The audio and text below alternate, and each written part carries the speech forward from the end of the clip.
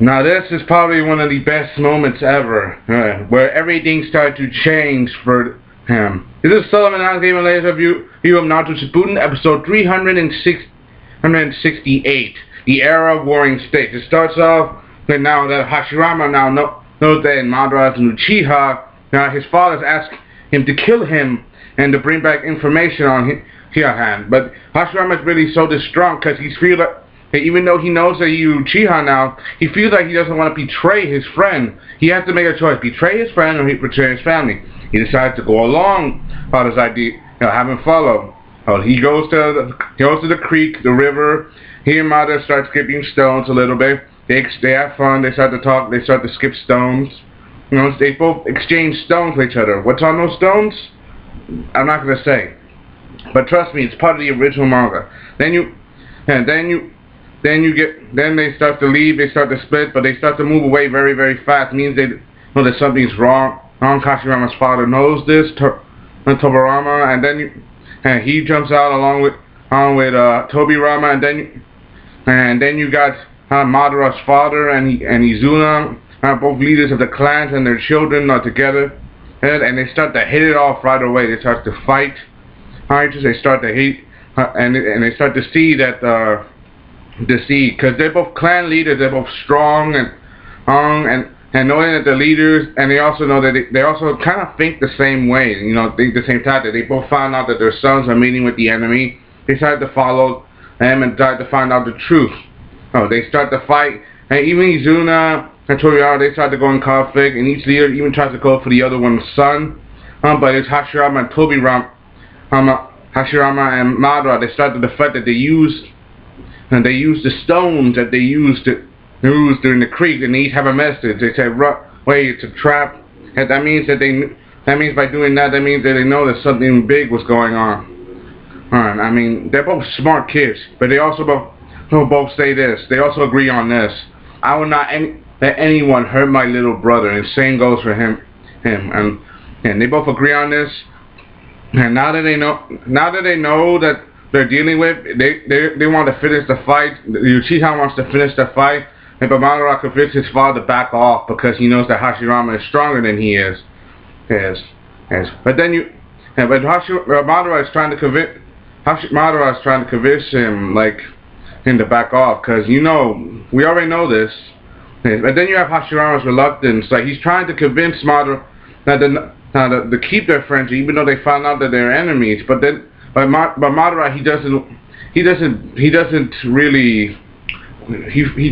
tries to shake it off. Now that he knows that that Senju killed my brother, the next time we meet will be on field, and saying that you are Shama Senju and I am Madara Uchiha.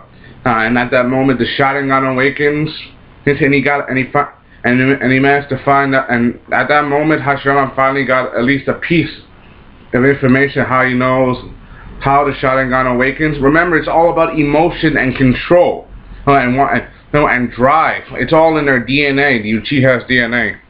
Sorry about that. Now, it's all in the Uchiha DNA, their mindset, and their emotions, whether fear, anger, sorrow, or hatred. The Sharingan reflects that and focuses it right back into their enemies. And Madara's father is just enjoying this because they didn't get any intel here. They didn't destroy their area, but they gained something else. And they know with another Sharingan on their side, they gained another weapon. And knowing how strong Madara was, this just made things worse for the Senju. And then you get the battlefields, the fighting, and they keep appearing on each other. You get them to different time periods. You get probably 10 years. You gotta get 5 years, 10 years, maybe 15 years. And each on different battlefields. It's like time skipping, as their adults could. They keep fighting and fighting until eventually they became leaders of each other's clans, and they continue to fight on the battlefield. And even though it's been years later, Hashirama still hasn't forgotten their dreams they had as they were kids. That he wants to build a home, a village, where people can no longer fight, and the Uchiha Senju don't have to be enemies. But Madara, he knows Madara is just too focused on his vendetta and on his fighting that he doesn't want to listen to anything Hashirama says. Even though Hashirama is stronger than him, he's still determined to fight him to the bitter end. And that's just Madara for you. He is Hashirama's greatest rival, and probably the closest friend he probably ever had, even closer than his brother. And even as the fight, and I like how they drag the story out. Even though I read the original manga, and it's not as short. This episode's actually longer than the manga because they keep adding more scenes to make it longer. And I like that, and I like this episode for that because they adding more to the story. What do you think? Give me your opinion. And you also but things start to progress. Even though Madara still doesn't want to listen to Hashirama's words. In fact, Hashirama's words even tried to get to him at some point, but Madara, he still doesn't want to listen. And then there's his brother Izuna. But the other Uchiha, they all listen to what Hashirama says because he knows that even though he's a senju, he has honor, and he's willing to do anything. And they start to surrender. And the problem even gets worse and worse, and especially for the fighting. And it gets even worse for Madara, knowing that Izuna is now dead and he gained the Eternal Mangekyo. But the thing is about the Eternal Mangekyo, we all know about the Mangekyo Sharingan. You gain power, you gain that power through the loss of one person closest to you, or you gain them. But you gotta admit, when they each awaken the Mangekyo, each person who awakens it, they pay a certain price for it. Each Mangekyo takes a certain toll on the body of its user, unless you have certain abilities, certain powers, like Senju DNA or Hashirama's power. It can be very difficult and very dangerous, but it can also be very shocking. You also, for example, for an addict, if the Mangekyo was Sharingan was a drug, like an addict, it would do certain damages to your body. The symptoms would include blindness, illness, and finally death. As a result, Madara's life was spared because he took the Mangekyo from his Mangekyo Sharingan out of his brother and put it into himself. But his brother died after the result. And Madara, even though he lost his brother and he gained the Mangekyo and his life was spared, he only had nothing but the fight. Right, and he continued to push that hatred against Hashirama. And he's saying he's blaming you, Senju, for the death of my brother. Hashirama didn't even lay a hand on Madara's brother Izuna. Madara killed him after he took his eyeballs. In other words, he's to blame for his brother's death, not the fighting. And he just went greedy for power. So you gotta leave, and that's the part that's messed up the most. And that's very, very, very bad in many ways. And you had the massive fight scene, and when they used their best jutsu, Hashirama with his wooden golem, Madara with his ultimate Susanoo, perfect Susanoo. The fighting so shake they leave a scar on the land. The land is nothing but desolate craters, and enormous. And even though the fighting was massive, Hashirama still won. And Madara is lying on the battlefield. And even though he's vulnerable and Tobirama wants to kill him, it's Madara who spares his life. Even though Madara wants to die by Hashirama's hand, saying it's an honorable death, saying he doesn't want to do that. He will. Let's end the fighting. Let's have our dreams that we were when we were kids, skipping stones. Let's have our village together. But Madara doesn't want to trust it unless you either kill yourself or kill your brother. So basically that's the only way you can trust him. Everybody else doesn't want to believe it. And Hashirama, he's willing to die. He's willing to kill himself just to make sure their dream is preserved. He wants to die, literally, for his former friend, even though he spent years trying to destroy each other. He's willing to die. He even gives these last parting words, saying, "No one harms you, Chief. Now, protect this on the life of your parents and your unborn grandchildren." And saying farewell, but it's not about who stops him.